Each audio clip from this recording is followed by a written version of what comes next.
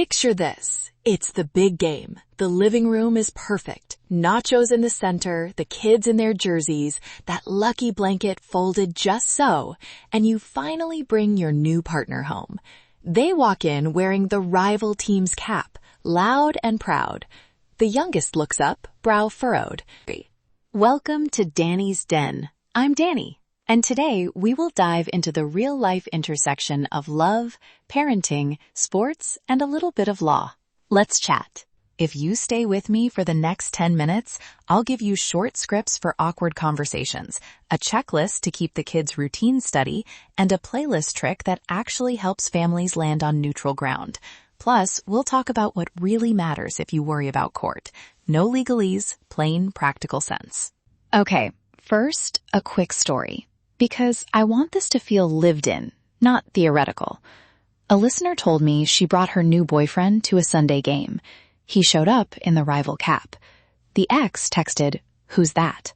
She panicked and wrote a long defensive message. The ex replied with more questions, and suddenly pickup times were being re-scrutinized. She sent me one line the next day. I should have texted once. "Hey, same routine today? See you at pickup at 6. That one small confirmatory text smoothed the whole thing out.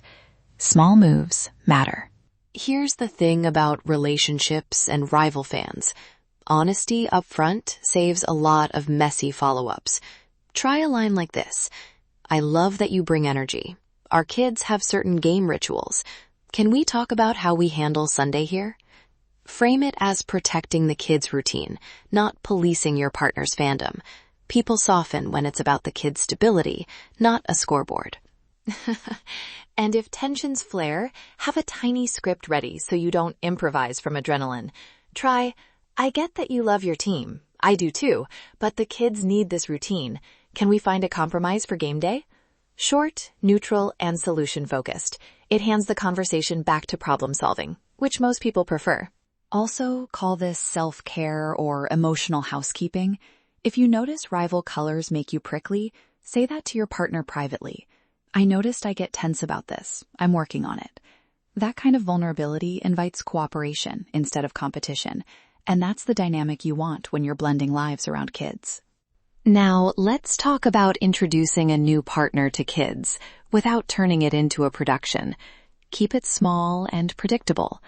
For a 5-year-old, a quiet pizza night or a park visit is better than walking someone in on a family holiday. Tell them in a simple way, we're going to have someone special join us for dinner.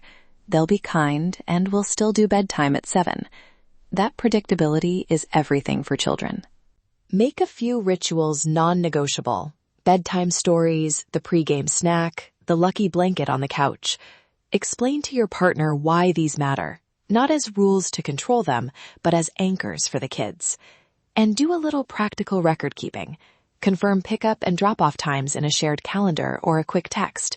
Nothing dramatic, just routine records that preserve expectations and protect you if someone questions the schedule down the road. Quick success story before we switch lanes. One couple created a shared game prep playlist.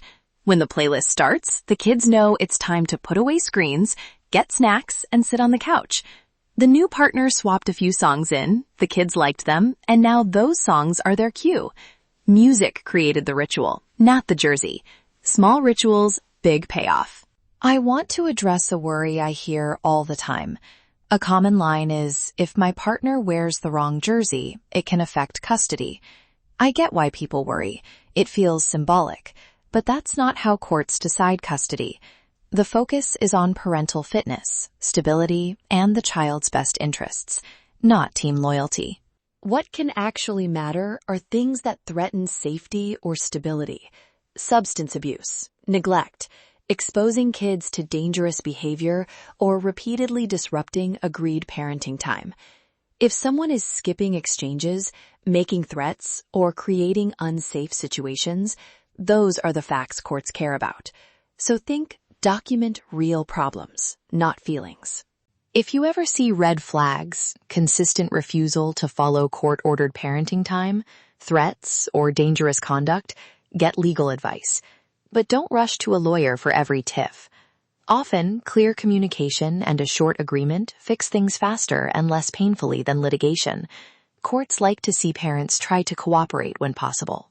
Back to game day logistics. Preserving traditions doesn't mean erasing a new partner. Create small boundaries that everyone understands. One idea is a kids-only corner on the couch with their favorites and their blanket. Another is rotating halftime snacks so everyone feels included. On big games, plan ahead. Maybe the kids watch the first half with one parent, the second with the other. Or you host a kid-friendly viewing where rival shirts are optional. Predictability reduces friction. Here's another concrete example from a listener who split fandoms with grace. She kept Sunday mornings exactly the same for her son. Same cereal, same story, but added a short team talk after school where the new partner could explain the rival team's players in a friendly way. The kids started to like both stories, and the tension softened. It wasn't instant, but routines plus a little curiosity worked wonders. On de-escalation language, keep 2 or 3 short scripts handy. To an ex who texts concern, I hear you, we'll keep the routine the same and I'll confirm pickup time. To a new partner, I love your energy. The kids' routine matters here. Can we agree on game day boundaries? To a child who's puzzled, people like different teams. That doesn't change how much we love you. Calm, redirecting, and focused on what matters most. A small communication habit that prevents blow-ups. Before big visits, send one confirmational text.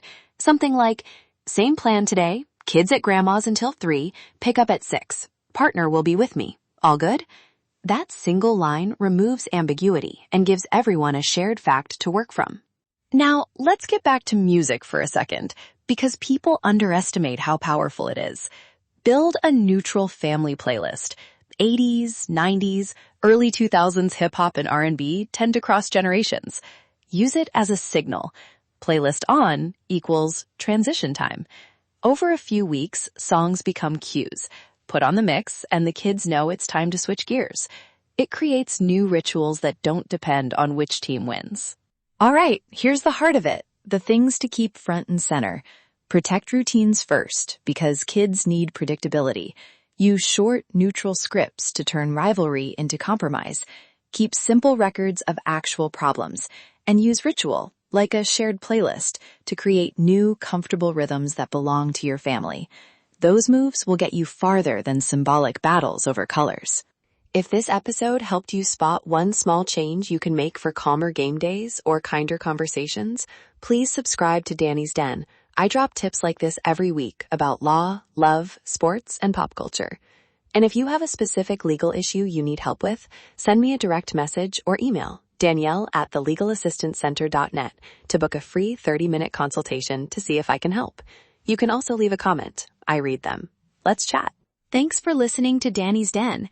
If you have a specific legal issue that you are looking for assistance with, please send me a direct message or email Danielle@thelegalassistancecenter.net to book that free 30-minute consultation. And hey, tell me one song you'd add to a family playlist. See you next week. Let's chat.